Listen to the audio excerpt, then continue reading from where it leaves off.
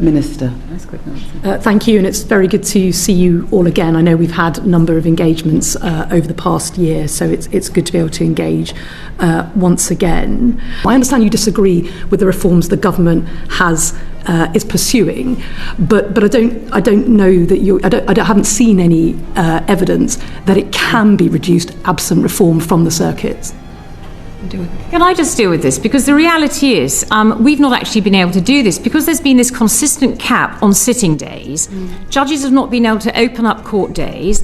They've not been able to run blitz days where they can really take hold of a case and shake it and say, right, what's going on? We haven't had any great directives to the CPS to say when you're charging these cases, you need to review these very thoroughly. And throughout this entire time, the criminal bar and the entire justice system is being brought down to its knees. So if you're saying, is there any empirical evidence that this has or doesn't work on your circuit, Ms. Goodwin, we haven't been able to do it. Now, what I can point to, and if I could just finish with this, on this particular point, are courts where they have taken over, please, where they have been able to open up another court, and they brought in 300 extra cases, which is really important. 80 of those as RASO. And the example I'm going to give you on my circuit particularly, at the coalface, is Teesside. Newcastle's also been able in the last 6 months to open up one more case, and the reality is all their Class 2 cases, which are these very serious cases dealing with sexual offences, are now listed within their time limits. So if you want to see if there is a change, it's happening now. So you've just got to let us do it, which I accept. May I make this very clear? I do acknowledge that you've finally lifted up the cap on the sitting days, but we need it consistently. So all of these, you can twist all these figures round however you want to, but you've got to let us try. Can I? So just one final point, and I'm happy for each and any one of you to come in. There's certainly no twisting of figures. These are figures produced by an independent review and government modelling. The room feels tight before the words even land. There's a quiet tension that builds in the pauses, in the careful politeness that barely conceals frustration. Thank you. And it's very good to see you all again. It sounds cordial, but beneath it sits a year's worth of unresolved arguments. Meetings have come and gone, discussions repeated, positions hardened. Everyone in the room knows this is not a fresh conversation. It's a continuation of a long-running standoff. The minister acknowledges the disagreement up front, almost as if to disarm it. The reforms are controversial, that much is clear. But then comes the sharper edge. I haven't seen any evidence that things can improve without reform. It's a challenge, not just a statement. A demand for proof. The implication hangs in the air. If the system is failing, and if no alternative solution has been demonstrated, then change isn't just necessary, it's inevitable. Yet the people across the table don't look convinced. Because for them, the issue isn't theory. It's not about abstract reform models or policy frameworks. It's about what's actually been allowed to happen on the ground, and more importantly, what hasn't. Caroline Goodwin doesn't wait long to respond, and when she does, it cuts straight through the premise. Can I just deal with this? She begins, steady but firm. What follows isn't speculation. It's a dismantling of the minister's argument piece by piece. The core issue, she explains, is brutally simple. They haven't been allowed to try. For months, years, even, the system has been operating under a strict cap on sitting days. Courts couldn't extend their schedules, judges couldn't open additional sessions, and the flexibility needed to handle growing caseloads simply didn't exist.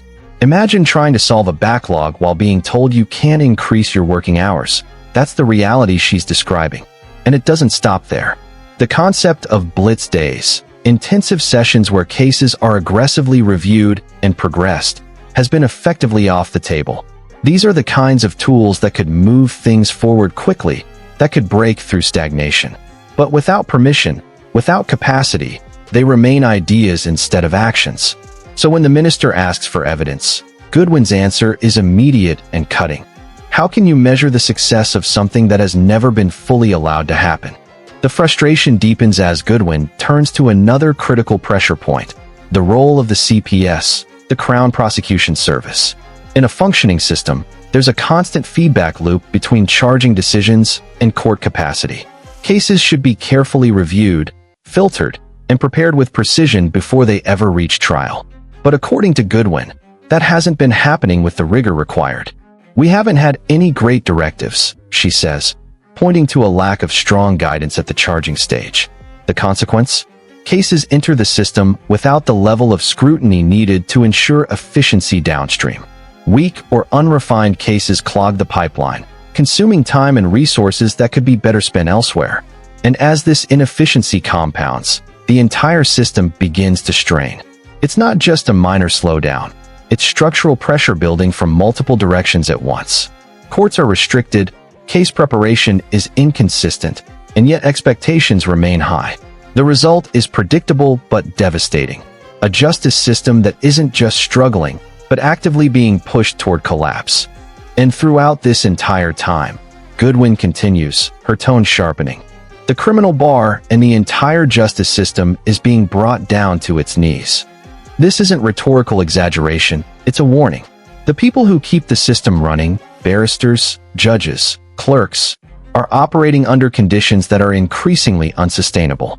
Long delays, overwhelming caseloads, and limited resources create a perfect storm. Cases take longer to resolve, victims wait longer for justice, and defendants remain in limbo. The human cost of these delays is enormous, though often invisible in policy debates. Every postponed hearing represents a life paused, a victim waiting for closure, a defendant waiting for resolution, families caught in uncertainty. And yet, from Goodwin's perspective, the narrative being presented by the government misses this lived reality entirely. Instead of acknowledging the constraints imposed on the system, the focus shifts to demanding proof that alternative approaches work. But again, the same question echoes. How can you produce results when the conditions necessary for success have been systematically restricted? Still, Goodwin doesn't stop at criticism. She brings evidence, but not in the form the minister expects. What I can point to, she says, leaning into the argument, are courts where they have been able to do it. And suddenly, the conversation shifts from hypothetical to real-world examples. In certain areas where restrictions have eased, even slightly, the impact has been immediate and measurable. One court opened up additional capacity and processed 300 extra cases. That's not a marginal gain. It's a significant intervention. And within those cases, 80% involved RASO, rape and serious sexual offenses, some of the most sensitive and urgent cases in the system. These are not numbers you can easily dismiss. They represent tangible progress, achieved not through sweeping reform, but through something far simpler, allowing the system to function more fully. It's a powerful counterpoint to the minister's claim. Evidence does exist. It's just been hiding in the limited spaces where constraints have been lifted. Goodwin drills down even further, bringing the focus to specific regions. On my circuit, particularly Teesside, she begins, grounding her argument in local reality. The example is precise. By opening just one additional court, they've managed to make significant progress. It doesn't sound dramatic. One court doesn't seem like a revolution, but the effects are profound. In Newcastle, similar steps have been taken, and the results are striking. Over the past 6 months, serious cases, classified as Class 2, including major sexual offenses, are now being listed within their required time limits. That's a critical benchmark. Meeting time limits isn't just an administrative goal. It's a fundamental measure of whether justice is being delivered in a timely manner. And here, finally, is the proof the minister asked for. Not theoretical models or projected outcomes, but real improvements happening in real courts. The message is clear. When you remove constraints, even slightly, the system responds. It adapts, it accelerates, and it begins to recover. So if you want to see if there is a change, Goodwin says, it's happening now. It's both a statement and a challenge. The evidence is no longer hypothetical, it's unfolding in real time. But there's a catch. These improvements are fragile, dependent on continued support and consistent policy. You've just got to let us do it, she adds, capturing the essence of her argument in a single line. The implication is unavoidable. Progress isn't being blocked by lack of ideas or effort, but by inconsistency. Yes, the cap on sitting days has finally been lifted, but only recently, and not yet in a way that provides long-term stability. What the system needs isn't a temporary reprieve. It needs sustained permission to operate at full capacity. Without that, any gains risk being short-lived. It's like opening a valve just enough to relieve pressure, but not enough to restore proper flow. The system improves, but never fully stabilizes. As the exchange draws to a close, the tension hasn't disappeared, it's evolved. The minister responds, insisting there's been no twisting of figures, attempting to reclaim control of the narrative. But by this point, the dynamic has shifted. This is no longer a debate about whether change is needed. It's about what kind of change actually works. On one side, there's a push for structural reform, framed as the only viable solution. On the other, there's a grounded, experience-driven argument. Give the existing system the tools and consistency it needs, and it will deliver results. The clash isn't just political, it's philosophical. Do you rebuild the system from the top down, or do you empower it from within? And as the conversation ends, one thing remains clear. The answer isn't abstract. It's already being tested in courtrooms, in case lists, in the daily grind of a justice system fighting to keep up. The real question is whether those small, proven successes will be scaled or overlooked.